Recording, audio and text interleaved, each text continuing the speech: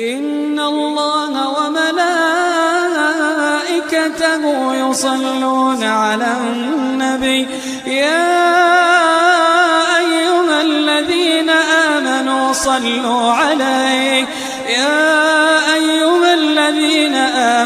صلوا عليه وسلموا تسليما. My name is Ramakrishna. I am a physiotherapy student. My question is, what is the need of Allah to create Adam and Eve and this total universe? What he will get from this? And my second question is, everything is created by someone. So even God must have been created by someone. What is the meaning of Allah? Brothers asked three questions. The first question, why did God create Adam and Eve and what was his reason to create all this world and humankind? Allah subhanahu wa ta'ala created Adam and Eve, may peace be upon them both, so that the humankind could come. They were the great-great-grandparents. Allah says in Surah Hujurat, chapter number 49, verse number 13, Ya ayyuhan nasu inna khalaqnakum min zakrin wa unsa wa ja'alnakum shu'uban wa qaba'ila lita'arafu. Inna akramakum indallahi atqakum. Inna Allaha alimun khabir. O humankind, we have created you from a single pair of male and female and have divided you into nations and tribes so that you may recognize each other, not that you may despise each other. And the most honored in the sight of Almighty God is the person who has taqwa. The criteria to judge any human being, it is not wealth, it's not color, it's not caste, it's not creed, it is taqwa, it is God consciousness, it is righteousness, it is piety. So Adam and Eve, peace be upon them both, they were our great-great-grandparents, of yours also and of mine also, all humankind. Therefore, I call you a brother. We are brothers in humanity. Allah says, Ya ayyuhan nas, O humankind. And Allah says in Surah Isra, chapter number 17, verse number 70, وَلَقَدْ كَرَّمْنَا بَنِي آدَمَ. Almighty God has honored all the children of Adam. Whether they are born in India, USA, UK, born in a Hindu family, or a Muslim family, or a Christian family, Allah says He has honored all the Bani Adam. If you are a human being, Allah has honored you. Whether your name is Zakir, Abdullah, Ramu, Shankar, if you are born as a human being, Allah has honored you. Now coming to the question, why has Almighty God created the human beings? Allah has created the human beings because Allah says this is one of His best creation. All the other creations of Allah subhanahu wa ta'ala, they obey Him. We have the angels. Whatever Almighty God says, the angels obey Him directly. They have no free will. The human being is the creation of Allah subhanahu wa ta'ala, which has a free will. We can either obey Him or disobey Him. So Allah has created such a creation. We are one of His best creation and the best of forms. But we have a choice of either obeying God or disobeying God. If we obey God, we will go to Jannah, we will go to Swarg, we will go to heaven. If we disobey Him, we will go to hell, we will go to Nark. So this is a test for the hereafter. Allah says in Surah Mulk, chapter number 67, verse number 2, Allazi khalaqal mauta wal hayata. It is Allah who has created death and life to test which of you is good in deeds. So this life is a test for the hereafter. So Allah has created the human beings, and Allah says in Surah Dhariyat, chapter number 51, verse number 56, وَمَا خَلَقْتُ الْجِنَّ وَالْإِنسَ إِلَّا لِيَعْبُدُونَ. That we have created the jinn and the men not but to worship Him. So we are supposed to worship, obey the commandment of Allah subhanahu wa ta'ala. So this is the different creation of Allah subhanahu wa ta'ala, which has the free will of even going against Allah subhanahu wa ta'ala or obeying Him. All the other things, the stars, the trees, the mountains, the Quran says they do sajda to Allah subhanahu wa ta'ala, they prostrate to Him, they obey Him. We have a free will. Now when Allah has given a free will, with the free will if we obey Him, we become higher than the angels. With the free will if we disobey Him, we become the partners of the devil. So He's created us for the test for the hereafter. Coming to your second question. Everything has a creator. Who created? God. If anyone says everything has a creator, it is a wrong statement. Every created thing has a creator. The definition of God is He is uncreated. The moment you say who created God, He's not God. The definition of God is He is uncreated. Suppose a person comes and asks you, that brother, my friend John, he was admitted in the hospital. He gave birth to a child. Can you guess, was it a girl or a boy? Can you guess? Try it out. Guess? Can't guess. Why? Can you on the microphone? Can you guess, was it a girl or a boy? Huh? See, brother John, He was admitted in the hospital. He gave birth to a child. Was it a girl or a boy? Can you guess? A 50% chance? Girl or boy? People are laughing. Why? Can you guess? Can't guess. Why?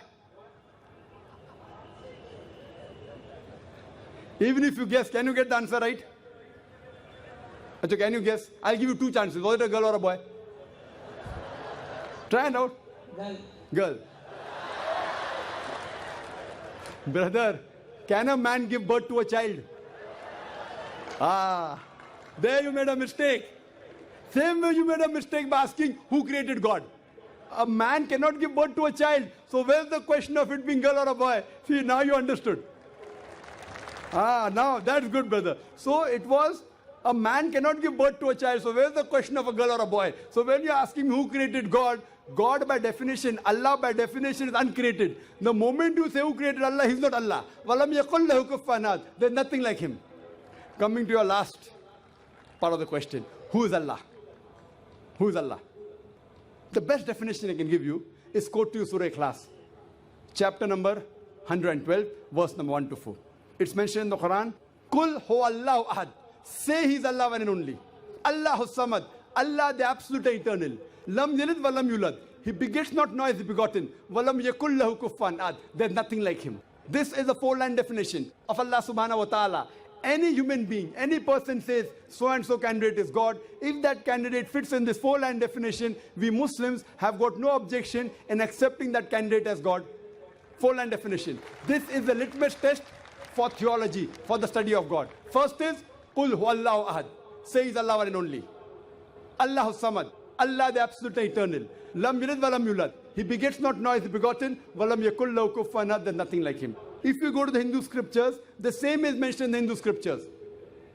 Kul huwallahu ahad is mentioned if you read Chandogya Upanishad, chapter number 6, section number 2, verse number 1. Ikkam evidityam. God is only one without a second. Second test. Allahu samad. Allah the absolute eternal. Bhagavad Gita chapter number 10, verse number 3 says, I am known as the Lord of all the worlds, the unbegotten, the beginningless. Third test. Lam yalid wa lam yulad. He begets not nor is he begotten. It's mentioned in the Shvetasvatara Upanishad, chapter number 6, verse number 9. Nachasya kasij, janita na chadipa. Of Him there are no lords. He has got no parents. Almighty God has got no father. He has got no mother. And walam yakul lahu kufuwan ahad. There is nothing like Him is mentioned in Shvetasvatara Upanishad, chapter number 4, verse number 19. And Yajurved, chapter number 32, verse number 3, where it says, Na tasya pratima asti. Of that God, there is no pratima, there is no idol, there is no image, there is no photograph, there is no sculpture. Who says that? Yajurved, chapter number 32, verse number 3. Same as, Walam yakul lahu kufuwan ahad. So any person saying so and so candidate is God, if that candidate fits in this four-line definition, we Muslims have got no objection in accepting that candidate as God. For example, some people say, Bhagwan Rajneesh is Almighty God. Once during question answer time, a Hindu told me, we don't believe Bhagwan Rajneesh to be God. I had never said that the Hindus believe Bhagwan Rajneesh is God. I said some people believe Bhagwan Rajneesh to be God. Let us put this Rajneesh to test. First test is, Qul huwallahu ahad. Say He's Allah one and only. Was Rajneesh one and only? Was he the only man who claimed divinity? There are hundreds of them. And in this country, we have thousands of men who have claimed divinity. He's not the only one. But Rajneesh Bhaksi said, no, he's unique. Let's go to the next test. Allahu samad. Allah the absolute eternal. Was Rajneesh absolute eternal? We know from his biography, from his autobiography, he was suffering from asthma, from diabetes, from chronic backache. Imagine Almighty God suffering from asthma, diabetes, chronic backache. Third test. Lam yalid wa lam yulad. He begets not nor is begotten. Bhagwan Rajneesh was born in Madhya Pradesh. He had a father and mother. In 1981, he goes to America, USA. And he takes thousands of Americans for a ride. In the state of Oregon, he starts his center and calls it as Rajneeshpuram, his village. Later on, the American government arrests him and put him behind bar. Rajneesh says, the American government slow poisoned me. Imagine Almighty God being slow poisoned. In 1985, the American government kicked him out of the country. He comes back to India in the same city, Pune, and he goes back to his center, which is now called as Osho Commune. And if you go to the Samadhi of Rajneesh, it is mentioned there on the Samadhi, Bhagavan Rajneesh, Osho, never born, never died, but visited the earth from the 11th of December 1931 to the 19th of January 1990.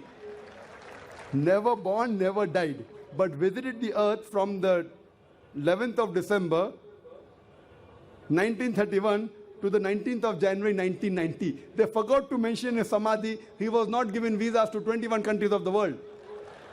Almighty God coming in this world to visit the world and requires visas to go to different countries. And the Archbishop of Greece said, if you don't remove Rajneesh out of this country, we'll burn his house and the house of his disciples. And the last test, Walam yakul lahu kufuwan ahad, is so stringent that no one besides the true Almighty God can pass. The moment you can compare God to anything, he is not God. Walam yakul lahu kufuwan ahad. We know Rajneesh, like the human beings, had a beard, one nose, two eyes, 2 ears, 2 hands. The moment you can compare God to anything in this world, he is not God. Walam yakul lahu kufuwan ahad. If someone says Almighty God is 1,000 times stronger than Arnold Schwarzenegger. Might have heard the name of Arnold Schwarzenegger? Have you heard Arnold Schwarzenegger? The person who got the title Mr. World, Mr. Universe. The strongest man in the world, the strongest man in the universe. The moment you can compare God to anyone, whether it be Arnold Schwarzenegger, whether it be Dara Singh, whether it be King Kong, whether it be 1,000 times or 1,000,000 times. The moment you can compare God to anything in this world, he is not God. Walam yakul lahu kufuwan ahad. There is nothing like him. So this is a 4-line definition of Allah subhanahu wa ta'ala given in the Quran. Whichever God you are worshipping, brother, put that God to the test of Surah Ikhlas. If that God passes, that is the true God. Otherwise, it's a fake God.